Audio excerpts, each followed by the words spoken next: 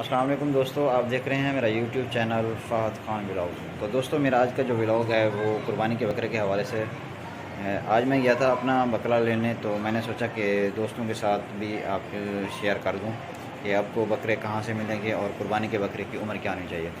तो दोस्तों अगर आप लोगों में से किसी ने बकरा लेना हो तो वो कमेंट सेशन में अपना कमेंट करे तो उसको जगह भी बता दूंगा। तो बहुत से अच्छे बकरे मिल जाते हैं और अच्छे रेट पे मिलते हैं।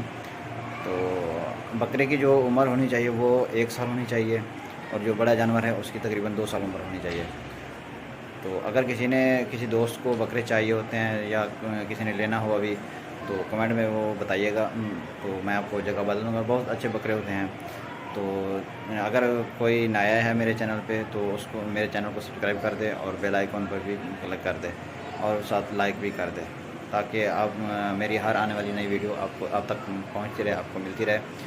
तो दोस्तों चलते हैं, मैं आपको दिखाता हूं कि बकरे मैं कहाँ से लेने गया था और कितने में मिलते हैं वहाँ पे बकरे। तो ये सब कुछ आपको बताता हूँ और आपसे शेयर करता हूँ। तो चलें वीडियो स्टार्ट करते हैं, हम चलते हैं बकरा लेने के लिए। तो आप भी हमारे साथ चलिए।